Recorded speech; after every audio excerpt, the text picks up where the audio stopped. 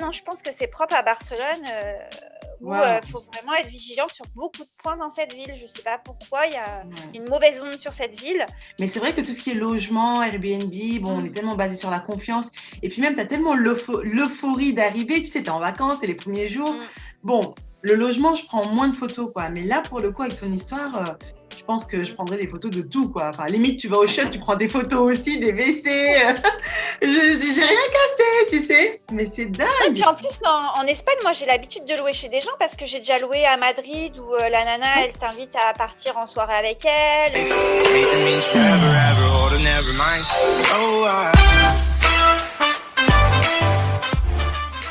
Hello world et bienvenue sur ma chaîne Have a Peek. Moi c'est Sensimilia ou S pour les intimes et sur cette chaîne on parle de voyages et de rencontres sans se ruiner parce que je suis persuadée que cette formule magique va contribuer à ton épanouissement personnel.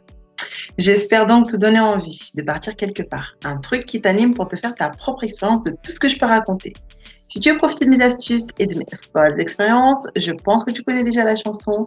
N'hésite pas à t'abonner, à liker la chaîne, à partager, à commenter. Enfin bon, voilà. Et aujourd'hui, j'ai la chance d'avoir Sandra sur la chaîne Have a Peek pour une interview sur l'Espagne, sur Barcelone exactement. Donc voilà, elle va se présenter. On va la faire entrer et puis on va lui poser plein de petites questions. C'est parti. Bonjour Sandra. Coucou, donc Comment ça va? ça va? Bah ça va. Bon, du coup, je te laisse te présenter. En tout cas, merci d'être sur la chaîne, d'avoir accepté de jouer le jeu de l'interview. Ça fait Merci plaisir. à toi de m'avoir invité. Alors, du coup, je te laisse te présenter, nous dire à peu près, voilà, où est-ce que tu as été en Espagne, voilà, dans quelle ville, tout ça. Et puis, tu voyages aussi énormément comme moi. Donc, je te laisse nous dire tout ça. Donc bonjour tout le monde, moi c'est Sandra. Donc en effet, je voyage pas mal. J'ai beaucoup voyagé surtout en Europe, mais également au Canada, aux États-Unis, aux Émirats, en Bulgarie, au Maroc et Wow. notamment en Espagne. Du coup, je suis partie plusieurs fois en Espagne. C'est pour ça que je voulais parler de Barcelone. Parce qu'il faut savoir que je suis partie aussi plusieurs fois à Madrid. J'ai fait Valence, j'ai fait Séville. Et donc, il me restait Barcelone que je n'avais jamais visité et qui est quand même une ville dont tout le monde parle. Donc, j'avais la curiosité d'avoir envie de visiter cette ville après avoir déjà pas mal vadrouillé en Espagne. C'est vrai que Barcelone, tout le monde connaît, mais en même temps, est-ce que tout le monde est au courant de tout ce qui s'y passe, quoi, clairement, de toutes les galères qu'il peut y avoir. Enfin bon, voilà. En tout cas, tu vas nous partager ton expérience là-dessus. Alors déjà, tu es partie combien de temps à Barcelone et surtout, pourquoi tu avais décidé d'y aller à ce moment-là? Donc, à quelle période et tout ça, tout ça. Donc, je suis partie 4 jours à Barcelone. C'était il y a 2 ans, au mois de septembre. En fait, j'avais pas envie d'y aller durant l'été. C'était plutôt en fait histoire de se faire un long week-end parce que moi, je suis un petit peu comme ça, un peu spontanée. Quand il y a des longs week-ends, qu'il fait beau et que je vois une promotion sur quelque chose, je fonce et je pars. Donc là, c'est vrai que c'était en fait par le train parce que la Renfe, qui est la compagnie de train de TGV pour aller en Espagne, fait souvent des promotions. Donc là, il fallait compter à peu près 50 € aller-retour en partant de Paris pour arriver au centre de Barcelone. Donc tu pars du centre de Paris, il me semble que c'est Gare de Lyon, tu arrives au centre de Barcelone, donc c'est vrai que déjà en plus ça évite tout ce qui est galère d'aéroport, ça t'évite de monter à l'aéroport à Paris, à Barcelone. Au moins là tu arrives dans le centre de Barcelone, tu as juste à prendre un petit métro pour aller vers ton logement et en plus tu peux prendre les bagages que tu veux, enfin c'est vraiment moins galère et ça met 6 heures, à peu près 6 heures, 6-7 heures, donc c'est en plus assez rapide. T'as le confort et puis finalement l'un dans l'autre, je pense que tu mets à peu près le même temps, enfin pas grand chose près, voilà. D'accord. Bon, bah génial. Et est-ce que tu avais plus ou moins des a priori, tout ça, avant d'y aller, et est-ce qu'ils se sont avérés vrais? Parce que c'est vrai qu'on voit la destination comme un truc à faire, un incontournable, tu sais. Donc voilà, raconte-nous un peu comment toi t'as vu les choses sur place. C'est vrai que Barcelone a la réputation d'être, moi c'est ce qu'on m'a dit, c'était très chargé, qu'il y avait énormément de monde, donc c'est pour ça que mon choix de septembre c'était plutôt pour ne pas y aller l'été, parce que j'avais vraiment peur qu'il y ait beaucoup de monde durant l'été. Je me suis dit si un jour je vais à Barcelone, c'est vraiment hors vacances scolaires en fait. Beaucoup de monde, et puis on parle beaucoup de faire attention à tout ce qui est pickpocket, Voilà, c'était les seuls a priori que j'avais. J'en ai pas entendu d'autres. Puis très festive aussi, ville très festive. Mis à part ça, puis j'avoue que je me suis pas non plus trop renseignée avant. En plus, moi, je vais souvent en Espagne, donc j'ai l'habitude de me dire les Espagnols, ils sont super sympas, ils sont accueillants, chaleureux, ça se passe toujours bien. Donc j'avais cette idée-là aussi en tête. Je me suis dit, bah à Barcelone, pourquoi ce serait différent d'une autre ville d'Espagne? Ah bah génial. Non, c'est vrai qu'en général, voilà, ils sont accueillants, tout ça. Quand j'y étais, c'était juste trop bien. Sauf qu'il m'est arrivé un peu des petites galères, mais on va en parler après. Comment t'as trouvé la vie sur place? Est-ce que t'as trouvé que la vie à Barcelone était plus chère que celle à Paris ou pas du tout? Enfin, voilà. Au niveau des prix, je pense que c'est pareil que Paris. Au niveau des restos, tout ça, c'est, je pense, assez équivalent. Après, il faut faire attention, notamment vers le port ou vers Las Ramblas, parce que ce sont quand même des restaurants qui t'alpaguent, qui essaient de te dire viens chez moi, tout ça. Et la qualité n'est pas forcément là. C'est un peu comme nous, nos restaurants qu'on a sur la côte. Donc, il faut faire quand même attention à la qualité. Moi, j'aurais pas forcément de recommandations à faire, à part que quand on trouve un bien, enfin, soit regarder en effet les avis sur Internet si tu veux pas te retrouver à manger des choses pas bonnes. Et puis surtout, faut faire attention parce que tu as beaucoup quand même de fruits de mer et tout ça. Donc, faut quand même faire attention là où tu vas manger. Ou si ton Airbnb t'en conseille, bah, au lieu vraiment aller là où il y a les conseils pour voilà, manger d'une manière de qualité quand même, quoi. D'accord. Là, au niveau des repas, ça se couple avec la catégorie bon plan, c'est-à-dire que en fait, au Corte Inglés, qui est à la fin de Las Ramblas, quand tu montes au 9e étage, il y a un restaurant. Tu manges des choses assez simples, hein, c'est bon, c'est assez simple. Il faut compter environ 10 € pour manger un repas complet plutôt simple. Mais l'avantage, c'est que là, tu as une vue totale sur Barcelone. Donc, ça te permet en fait de manger dans un endroit où tu as une vue complète sur Barcelone. Voilà, tu manges pour pas très cher et tu as la vue en prime. Ah, ça c'est cool. Et du coup, ils font des tapas et tout ça aussi par là-bas ou... Ouais, ils font tapas, ils font patatas bravas, ils font les, tu sais, les omelettes de pommes de terre, là, je sais plus comment ça s'appelle. Voilà, c'est un peu ce genre de truc, ça reste, voilà, simple, pour compter dans les 10 € et voilà, tu as quand même la vue en prime. Il n'y a pas beaucoup de gens qui connaissent, donc selon l'heure où tu y vas, en plus, tu es vraiment collé à la vitre, donc tu as vraiment, voilà, tu manges vraiment vue sur Barcelone. D'accord. Et à la place de la Rambla, il t'est pas arrivé des galères? Parce que moi, dès que j'entends Rambla, ça me fait penser à plein de choses négatives qui me sont arrivées, notamment on m'avait volé mon sur place, j'ai dû faire des déclarations en espagnol, j'étais plus jeune. Enfin bon, c'était un peu galère, quoi. Notamment, il y avait ma carte d'identité, ma carte grise voiture. Enfin, j'avais absolument tout dans le porte-monnaie. Bon, chose à pas faire maintenant avec le temps, j'ai compris. Mais c'est vrai que voilà, il fallait arriver au commissariat, déclarer tout ça, perdu pour pouvoir, tu sais, avoir les assurances, enfin, faire jouer les assurances du moins et pouvoir tout refaire, quoi. Mais j'étais au bout de ma vie. Enfin, en plus, j'ai devais me rendre à Lloret derrière parce que c'était durant un summer break. Enfin, voilà. Voilà, et c'était juste galère. Je pouvais même plus rentrer parce que même mes tickets étaient dans mes tickets retour parce que l'hôtel était à Ah oui, t'avais tout dans ton. Oh là là là là. Plus de carte bleue, plus de tickets retour. Enfin, absolument, c'était une galère. Bah après, peut-être dire à tes abonnés que c'est aussi pas mal maintenant. Moi, c'est ce que je fais, c'est de faire des photocopies que tu mets dans un autre endroit. Des photocopies de ton passeport, de ta pièce d'identité. Alors, il y en a beaucoup qui disent de pas garder l'original avec soi. Moi, j'avoue que j'ai un peu peur de me dire je laisse l'original dans ma valise et tout. Mais après, peut-être, alors je sais pas si ça fonctionne, ça m'est moi jamais arrivé de me faire voler comme ça. Mais c'est vrai qu'il y a beaucoup de gens qui laissent la photocopie de leurs différentes pièces dans leur valise. Tu vois, dans un autre endroit, pas sur toi. D'accord. Non, mais c'est vrai que bon, là, c'était mon premier et seul vol depuis que je voyage, hein, clairement. C'était en 2009 ou 10. Enfin, vraiment, c'était dans mes tout premiers voyages. Enfin, voilà. Mais ouais, j'ai appris beaucoup. Hein. Maintenant, effectivement, je voyage toujours avec une photocopie d'identité, photocopie aussi du passeport, de ma fille aussi, avec moi. J'en fais même 2 si jamais j'en perds une, j'en ai une autre.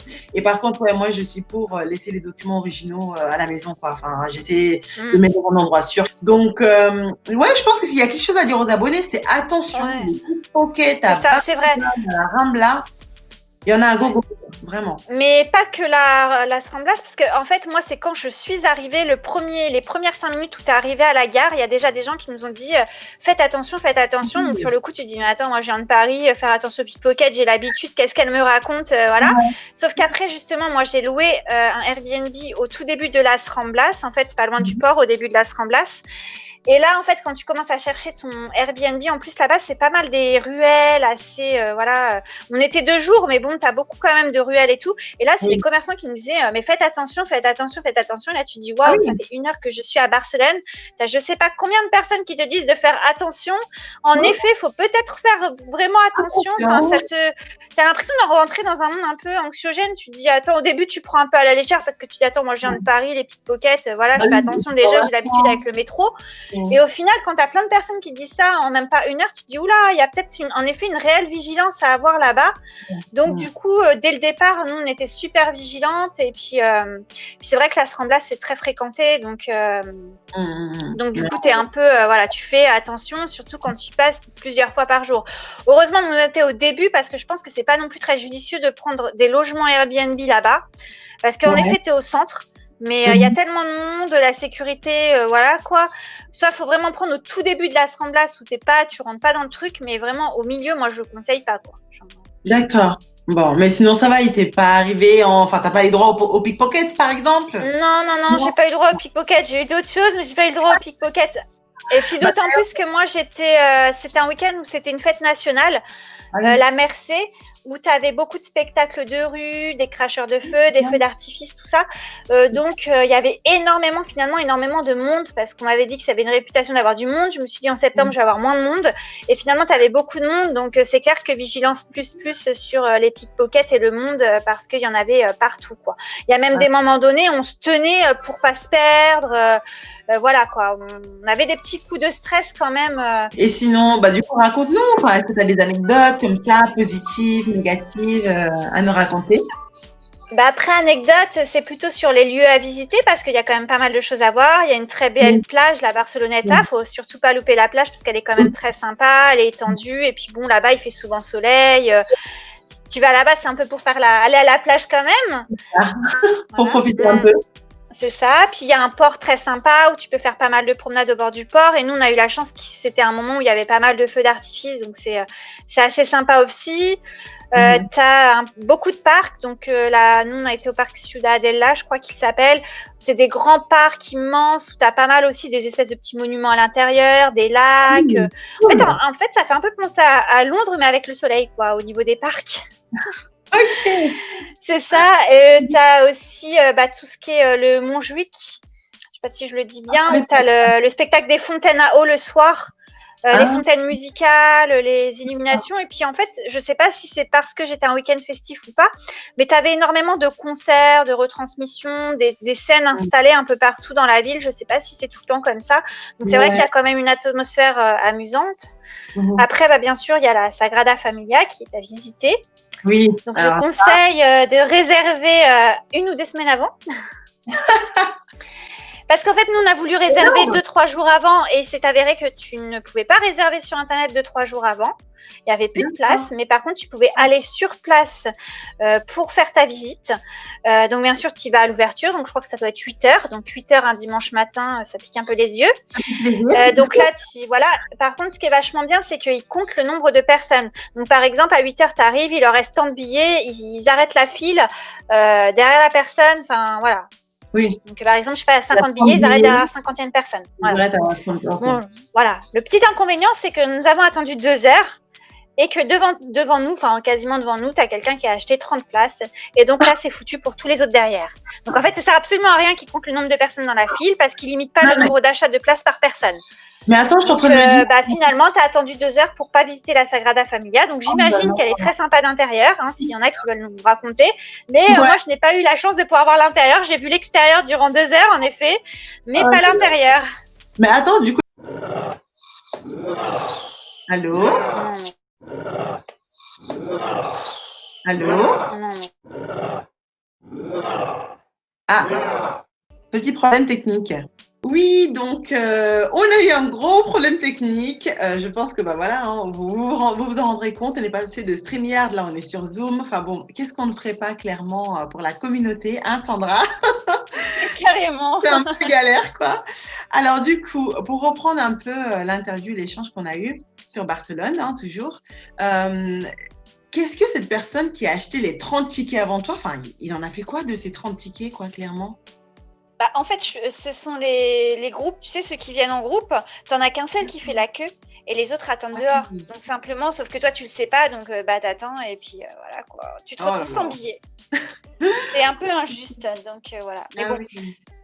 Après, on a quand même un autre lieu très touristique à visiter, c'est le parc Güell. Donc, on s'est dit, on va aller au parc Güell, c'est pas très très loin.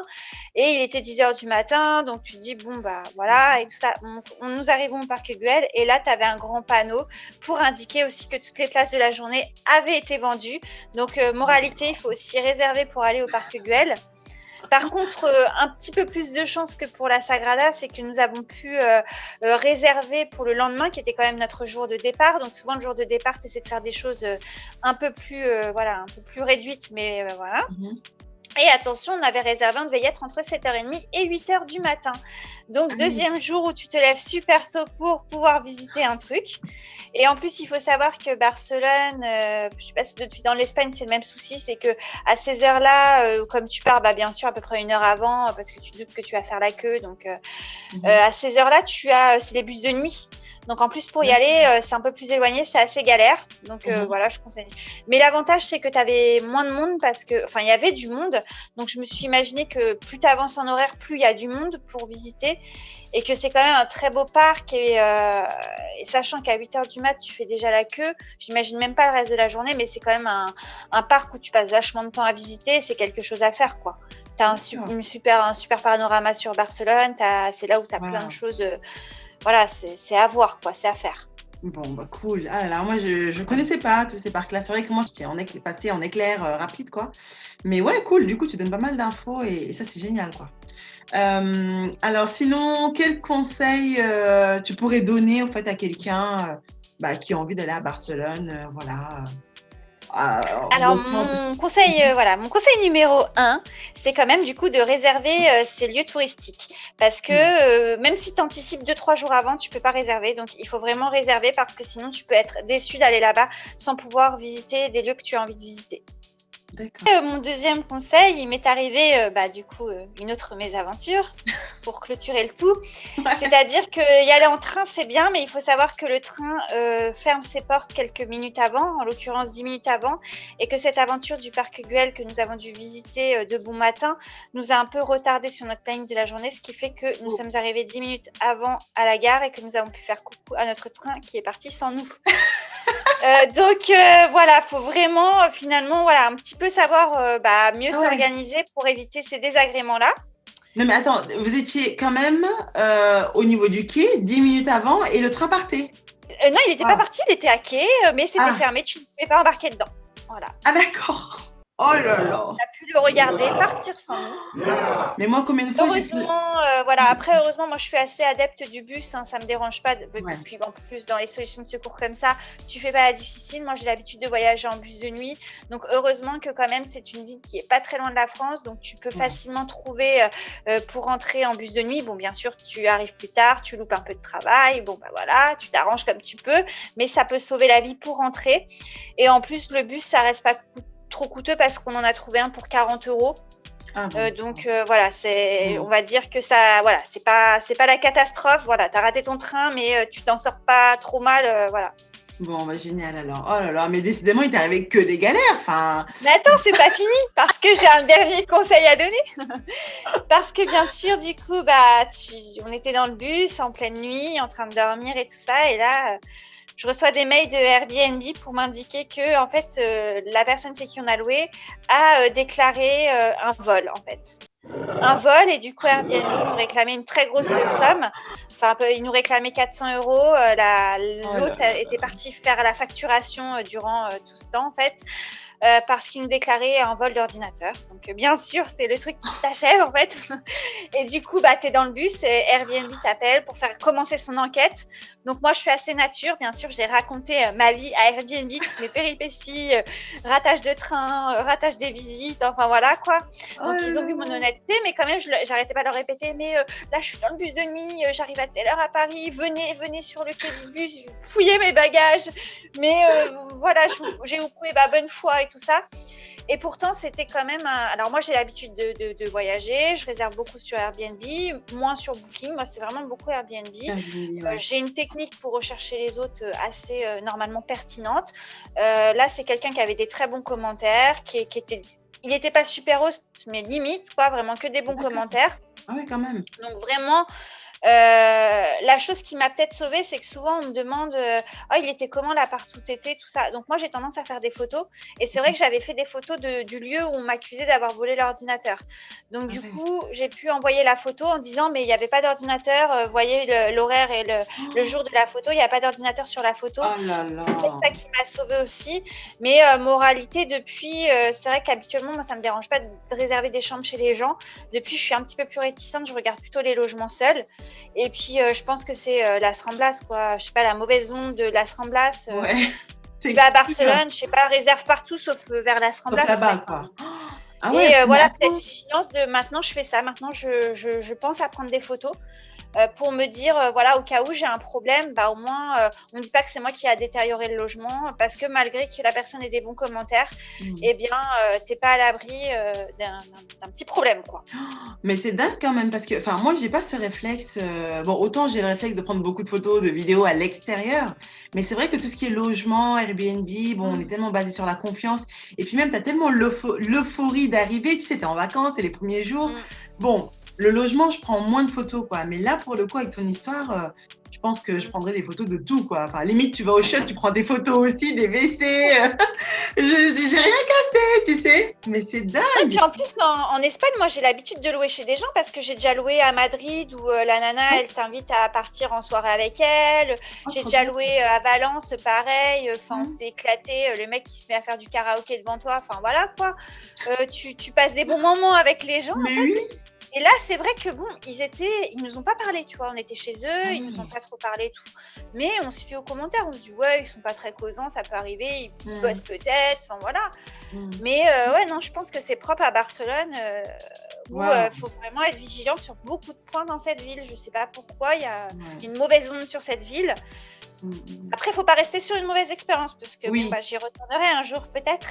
Ouais, moi aussi, il faudrait peut-être. J'avoue que t'as pas très envie d'y retourner quand même, mais il faut jamais rester sur une mauvaise expérience, c'est tout. Donc, s'il y a des personnes qui ont peut-être des bonnes expériences à nous raconter à Barcelone, qui mettent dans tes petits commentaires YouTube leur expérience quand même. C'est clair. Ou s'il y en a d'autres qui ont eu des mésaventures, c'est vrai que ce serait intéressant de savoir si d'autres voyageurs aussi ont eu quelques petites mésaventures à Barcelone. Est-ce que c'est généralisé ou pas c'est clair. En tout cas, enfin voilà, moi j'ai eu aussi une mauvaise expérience à Barcelone, comme toi. Enfin, moi, on m'a carrément volé mon porte-monnaie. Bon, j'avais déjà expliqué.